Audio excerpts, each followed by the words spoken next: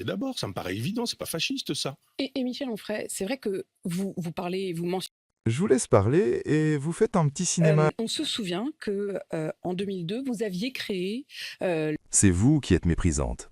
Parce que vous le choc, de Jean-Marie Le Pen au 2e tour. Aujourd'hui, vous vous évertuez à dire, que Marine Le Pen n'est pas fasciste. À l'époque, il me semble que c'était un combat que vous meniez et vous aviez d'ailleurs créé cette université Le pour ça. père, la fille, Est-ce que pareil quoi. justement, non, je vous pose la question, est-ce que vous estimez Vous savez qu'il vous qu'aujourd'hui arrive, tout il cela a vous arrive changé? sur vos plateaux d'inviter des communistes qui ont été responsables du pacte germano-soviétique. Ça vous gêne pas d'imaginer que le PC a Je changé? sais pas si ça me gêne pas. Bah, vous les invitez. Non, mais c'est des questions. Et je n'entends jamais parler du pacte germano-soviétique sur aucun plateau. François Mitterrand, en 76, je crois, ou 72, je ne sais plus, congrès d'Épinay, disait que quiconque ne veut pas rompre avec le capitalisme ne peut pas être dit socialiste. Vous avez vu aujourd'hui qu'ils ont rompu avec le socialisme, avec le capitalisme, ces gens-là?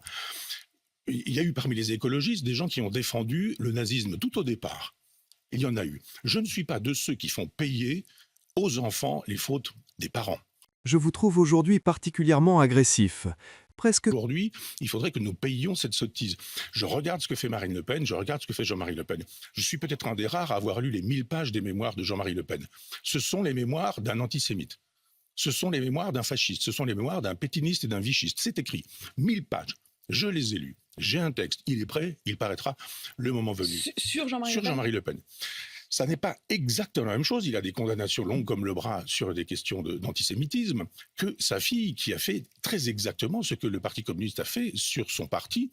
Je ne reprocherai pas aujourd'hui à Roussel de procéder du pacte germano-soviétique et donc d'être un antisémite parce qu'il aurait hérité de ça. Donc je regarde sa fille, j'écoute ce qu'elle dit, ça n'a pas grand-chose à voir avec ce que son père dit, ça a changé de nom, ça a changé de personnage, c'est plus exactement le même projet, le même programme. Le père était libéral, ça aurait dû vous plaire, ultra-libéral. Je serais mort si je n'avais pas supporté ça. Ça fait des années. De faire le procès des médias qui seraient forcément ultra-libéraux.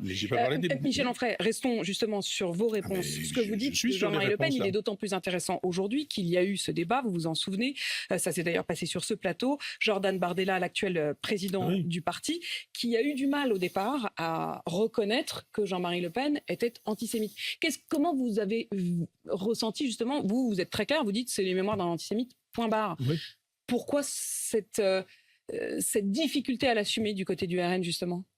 D'assumer quoi? De Jordan Bardella, qui ne voulait pas le reconnaître comme tel. Vous savez, il y a dans un dessin animé, un type qui déplace les trous pour que vous puissiez tomber vraiment dedans. Les médias, ils font ça en permanence avec un certain nombre d'individus. Pas d'autres. D'autres, c'est tapis rouge. Et d'autres, c'est le trou. Et on déplace le trou, il faut absolument tomber là-dedans. Jordan Bardella n'était même pas né. Si vous voulez que ça n'ait pas lieu, faites en sorte qu'on ait le souci des pauvres, des miséreux, des oubliés. L'âge que lui fournit le parti, il est bien, il est intelligent, il est cultivé, etc. Il fait ce qu'il faut, il fait son boulot, il s'en va. Et d'un seul coup, on lui propose une question. Il n'avait pas prévu ce genre de question. Cette question n'est pas hyper surprenante. Est-ce que Jean-Marie Le Pen était antisémite? Alors que c'est à la veille de la manifestation contre l'antisémitisme, c'est pas non plus... Non, mais je veux dire que c'est un piège. C'est pas un piège, non. Si, c'est un piège, parce que où il répond oui, et d'un seul coup, ça devient un problème. On dit, ah oui, alors ce parti... ça clarifie les choses. Ou il répond non, et c'est de toute façon un problème. Quoi qu'il fasse, quoi qu'il dise. Vous vous rendez compte, dans ce parti, qu'est-ce qu'il a dit, puis après, de manière interne, moi je ne sais pas comment ça fonctionne, je n'y suis pas dans ce parti. Je dis simplement qu'à un moment donné, le problème, c'est pas de savoir si Jean-Marie Le Pen étant fasciste ou étant antisémite, sa fille le serait, c'est que des gens réduisent leur repas aujourd'hui parce qu'ils sont pauvres. Des gens aujourd'hui n'ont pas l'argent pour acheter les cadeaux de Noël de leurs enfants ou de leurs petits-enfants. Des gens qui travaillent aujourd'hui dorment dans leur voiture. Et les tenants de cette Europe libérale nous disent « Mais c'est formidable, on n'a pas assez d'Europe, il nous en faudrait un peu plus. » Si ça va pas bien, c'était comme avec le goulag, il y avait du goulag parce qu'il n'y avait pas assez de marxisme. Ça va pas assez loin, l'Europe libérale. C'est pour ça qu'il y a des problèmes. Le vrai clivage, non, je dis c'est Maastricht, pas Maastricht. Moi, je fais un travail de philosophe, c'est-à-dire je fais pas un travail de moraliste en disant « C'est pas bien, regardez ce blond peroxydé qui a gagné les élections, comme c'est pas bien, ce fasciste. » Je dis « Pourquoi les a-t-il gagnés ?»